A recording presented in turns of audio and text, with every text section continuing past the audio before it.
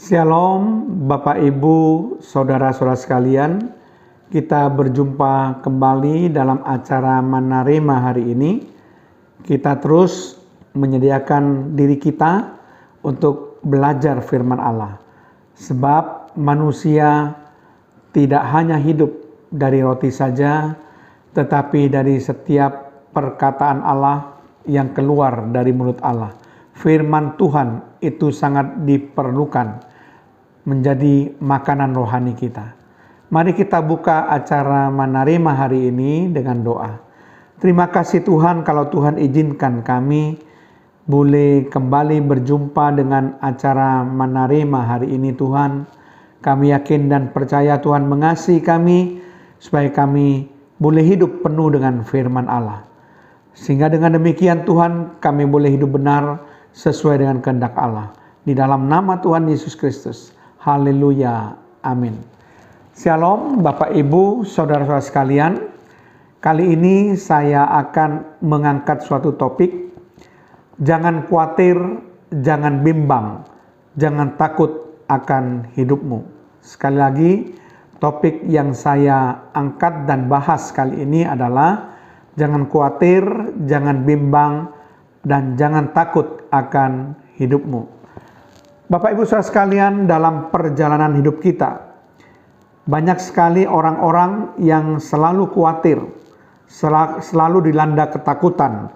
Apalagi kalau kita mulai menginjak tahun yang baru, sesuatu yang tidak diketahui apa yang akan terjadi di depan. Tetapi ada banyak nasihat firman Tuhan yang menguatkan kita supaya kita jangan khawatir, supaya kita jangan bimbang, dan supaya kita jangan takut. Nah, seperti misalnya saja di dalam Matius pasal yang ke-6 ayat yang ke-25 dengan sangat jelas dikatakan di situ, "Karena itu aku berkata kepadamu, janganlah khawatir akan hidupmu, akan apa yang hendak kamu makan atau minum, dan janganlah khawatir akan tubuhmu, akan apa yang hendak kamu pakai. Bukankah hidup itu lebih penting daripada makanan, dan tubuh itu lebih penting daripada pakaian?" Jadi Bapak Ibu Saudara sekalian, di dalam Injil Matius pasal 6 ayat yang ke-25 itu dengan sangat jelas dikatakan di sini bahwa kita tidak boleh khawatir tentang apa yang akan kita makan, apa yang akan kita minum, apa yang akan kita pakai. Nah, kenapa kita tidak perlu khawatir? Sebab ada penjelasan di dalam Injil Matius juga yang mengatakan demikian, bahwa kekhawatiran kita itu tidak menambah sehasta saja pada jalan hidup kita. Sebagaimana di dalam Matius 6 ayat yang ke-27. Tidak ada manfaatnya kita khawatir. Tidak ada gunanya kita khawatir. Karena segala kekhawatiran kita itu tidak menambah sehasta saja pada jalan hidup kita. Dan kemudian juga ada alasan yang lain yang dikatakan di dalam Injil Matius pasal yang ke-6 ayat yang ke-32.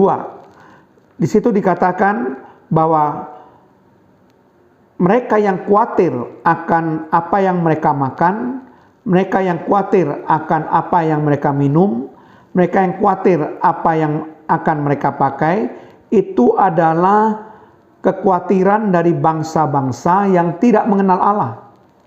Tetapi kita yang mengenal Allah, kita yang punya Bapa yang di surga, maka kita mengerti bahwa Allah tahu segala keperluan kita. Jadi Allah pasti akan memenuhi kita, itu dalam Matius 6 ayat yang ke-32.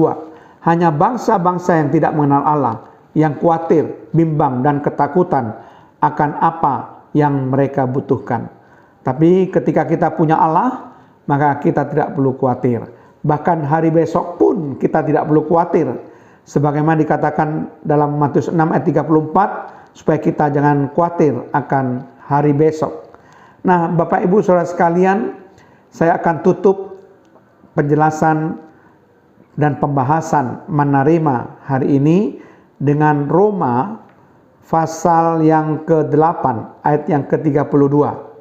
Di situ dikatakan, Ia, yaitu Allah Bapa, yang tidak menyayangkan anaknya sendiri, tetapi yang menyerahkannya bagi kita semua. Bagaimanakah mungkin Ia tidak mengaruniakan segala sesuatu kepada kita bersama-sama dengan Dia? Nah, ayat ini sangat bagus sekali, yang pada prinsipnya menekankan penjelasan sebagai berikut. Allah Bapa saja tidak menyayangkan putranya yang tunggal, anaknya sendiri, untuk diserahkan bagi kita. Apalagi hal-hal yang lain yang lebih tidak berharga dari anaknya yang tunggal. Segala sesuatu yang kita butuhkan itu tidak lebih berharga daripada anaknya yang tunggal. Anaknya sendiri saja diserahkan untuk menjadi korban bagi kita, menjadi korban tebusan bagi kita. Tentu hal-hal yang lain, segala sesuatu yang kita butuhkan yang tidak lebih berharga daripada anaknya yang tunggal itu akan lebih lagi diberikan kepada kita. Itu sebabnya kita tidak perlu khawatir, kita tidak perlu bimbang, dan kita tidak perlu takut menjalani segala perjalanan hidup kita. Karena Allah memperhatikan kita, memperhatikan segala kebutuhan kita. Demikianlah pembahasan mengenai topik kita kali ini. Mari kita tutup dengan doa. Terima kasih Tuhan, kalau hamba-Mu sudah menyampaikan kebenaran firman-Mu, supaya kami semuanya Tuhan sebagai anak-anak Allah, kami percaya punya Bapa yang memperhatikan kami. Kami tidak boleh bersikap seperti bangsa-bangsa yang tidak mengenal Allah. Kami kenal Allah kami, bahwa kami punya Bapa yang begitu baik, yang memperhatikan kami.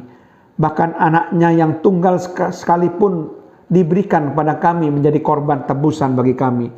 Apalagi kebutuhan kami yang lain, yang tidak lebih berharga dari anaknya yang tunggal, pasti akan diberikan pada kami. Terpujilah nama-Mu Tuhan, di dalam nama Tuhan Yesus Kristus. Haleluya. Amin.